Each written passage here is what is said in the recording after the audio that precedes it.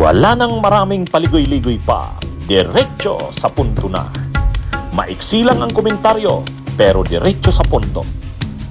Maraming kuro-kuro, may tiwali, may totoo. Dito, sa puntong diretso tayo. Punto, diretso. O ngayon, mga kabunyog, mga kababayan, ang isa doon sa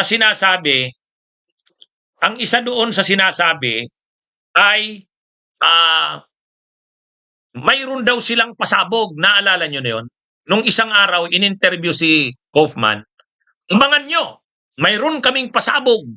Sa confirmation of charges hearing, may ilalabas kaming pasabog. Ako inaabangan ko kung ano yung pasabog na yon. Ngayon, nakita ko na kagabi kung ano yung pasabog. Yung pasabog pala na sinasabi ni Kaufman na matibay daw, alam nyo kung ano? Alam nyo kung anong sabi ni Kaufman? Pasabog niya pala, sabi, mayroon daw silang nakuhang record. Usapan. Parang naka-record yung usapan. Apat na tao na nag-uusap. Sa pag-uusap na yon, may isang tao doon na nagyabang, nagbo-boast, nag-aambog na siya ang magpo-produce ng mga ebidensya. At dadalhin niya ito sa ICC, itong mga ebidensya, ay mga testigo pala, siya ang bahala nito. At hindi madadamay dito, hindi malalaman dito na si PBBM ang nasa likod ng lahat ng ito. Mayroong recorded daw na ganung conversation. Hindi daw muna nila ipe-present ito, saka na lang daw kasi hindi pwede sa publiko. Yan yung sinasabi nilang pasabog. And when called upon to defend his master's actions and the said letter at a Senate committee hearing, the then Secretary for Justice, once again Mr. Jesus Crispin Remulla, persisted with the same dishonest theme. And I quote his words, "We did not assist the ICC. We continue with the very tenor of the letter that we did not assist the ICC and we did not have any contact with them." So he said.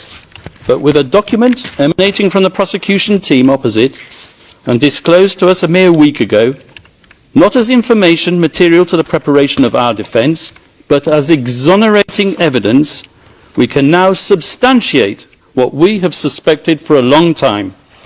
The document comprises a transcript of a telephone call covertly recorded between four parties who cannot be mentioned in public, and one of these parties was boasting about how he was acting as the silent partner of President BBM, managing a scheme to funnel witnesses to this court while all the time ensuring that he could guarantee President BBM's plausible deniability.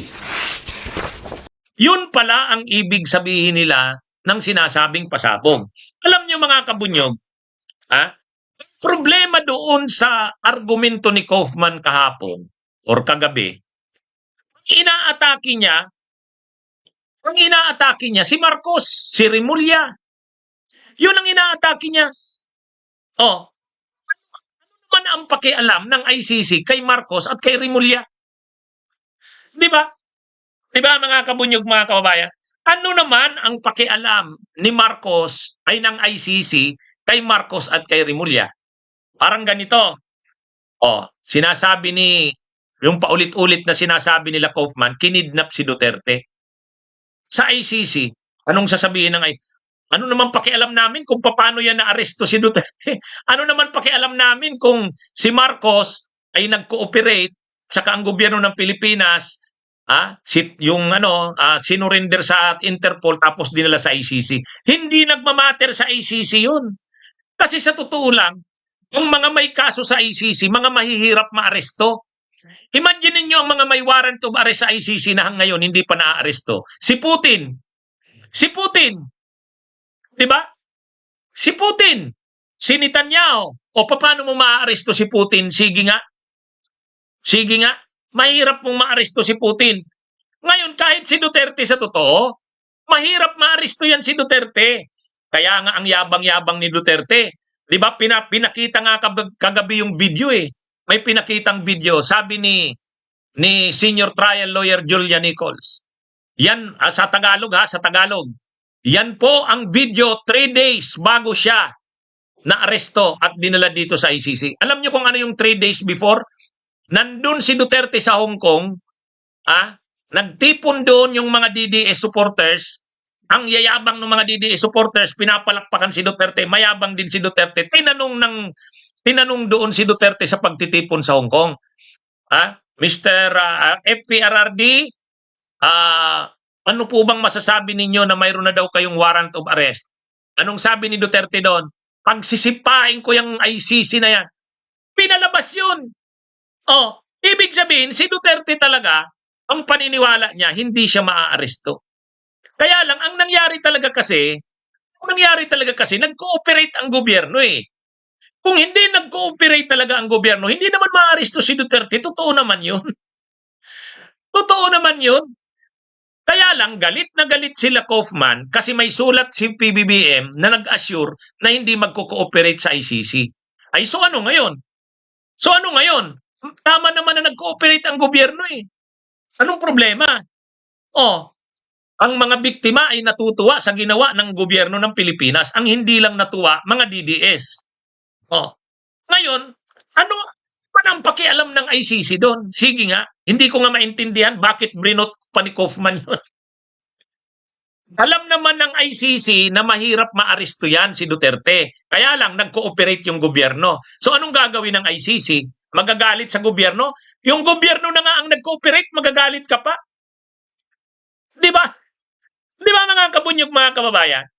Hindi ko talaga maintindihan bakit brinot up ni Kaufman yung issue na yon. Kaya lumalabas talaga dito, ang audience ni Kaufman sa pagsasalita, hindi naman yung judges ng ICC, DDS. Yung mga diehard Duterte supporters ang gusto niyang ma-impress. Gusto niyang ang mga sinabi ni Kaufman ay yung mga gustong marinig ng mga DDS. Tingnan nyo, kahit si sino yan? Si Sal Panelo, nung tinanong, anong masasabi nyo sa mga sinabi ni Kaufman?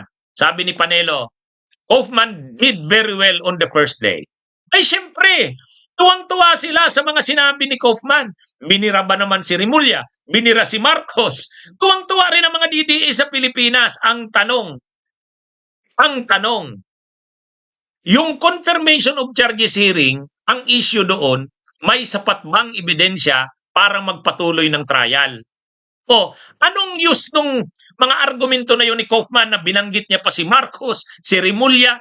Wala namang pakialam doon walang pakialam doon ang mga judges ng pre-trial chamber. Di ba? Mga kabunyog. Sabi ni Tim Yong, totoo naman ang sinabi ni Kaufman. Totoo nga. Wala naman tayong problema na totoo yun. Nag-cooperate ang gobyerno ni Marcos sa ICC. Totoo yun. Kaya lang, so anong gagawin ngayon? Yun ba ang issue sa ICC? Hindi naman. Pasalamat nga ang ICC, nag-cooperate eh. Di ba? Di ba? So anong issue dun? Kaya sa totoo lang mga kabunyog, mga kababayan, wala. Natuwa lang kay Kaufman sila Panelo. Natuwa kay Kaufman yung mga DDS. Kaya para kay Kaufman, ganun talaga eh. Binayaran ako ng 150 million, kailangan matuwa ang mga DDS sa akin. At kailangan matuwa sa akin ang mga Duterte. Dito ano nga, ang problema, mananalo ba siya sa ganung argumento niya? Wala, talo. Hindi nyo napapansin mga kabunyog, mga kababayan. Tuwang-tuwa ang mga DDS. Yun naman talaga ang gusto ni Kaufman, chat tricks. Kaya nga sabi mismo ng pre-trial chamber ng judge, focus on substance, not on theatrics. Ang nangyari kay Kaufman, theatrics na naman. Walang substance, tama ka Mungki.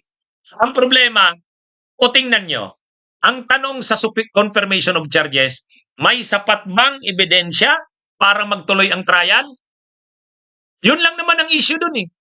Kay Kaufman, ang mga ni-raise niyang issue, kinidnap si Duterte, hindi sumunod sa usapan si Marcos, dati nangako na ganito, tapos hindi niya naman sinunod. So ano naman yun?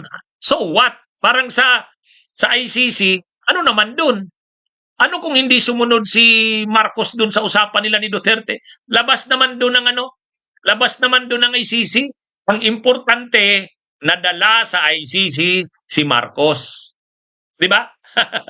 Ngayon, sa tingin nyo, ano kaya ang magiging desisyon ng judges ng ICC? Doon pa lang, wala na. Kung ganun ang depensa ni Kaufman, talo na yan. Tiyak na talo na yan. Politika na ang ginagawa niyang issue eh. Hindi naman interesado ang ICC sa politika. Di ba? Oh. Kaya anyway, mga kabunyog, ano ako, napansin ko lang, lahat ng bira ni Kaufman kay kay PBBM, ano? Pero sa totoo lang, politika ang nasa likod. Sino ba ang nag-file ng mga kaso? Mga biktima. Sino ang nagtumulong sa mga biktima? Human rights groups. Yung grupong Rise Up nila Attorney Chrissy Conte, sila Attorney Nery Colmenares, sila yung grupo nila Senator Trillanes. Yun ang mga tumulong. Simbahan, sila Father Flavi. Yun ang mga tumulong. Walang politika doon nang final ang kaso na yan sa ICC. Kung may politika man, ngayon na sa pag-aresto. Yung pag-aresto na kay Duterte, dito na may politika. Pero yung pag-file ng kaso, walang politika dyan. 2017 pa yan final, 2018. Si Marcos hindi pa presidente niyan. Saka magkakampi pa ang Marcos at Duterte 2022 elections. Naghiwalay sila 2024 na eh. Paano naman sinasabing politika yan? Ang politika dyan, yung pag-aresto kay Duterte, pwede yon. Pero yung pag-file ng kaso, wala yan. Talagang gusto lang mapanagot ng mga biktima si Duterte sa ICC. Kasi dito sa Pilipinas, wala kang maaasahan. Yan yung paniniwala ng mga biktima. So ngayon, ang tanong, kung ang tanong sa confirmation of charges ay mayroon kayang basihan na ebidensya para magtuloy ang trial o kayo, anong tingin nyo? Ganun lang. Ganun lang yan issue dyan mga kabunyog, mga kababayan. Bunyog, bunyog, halikan na kasama ka.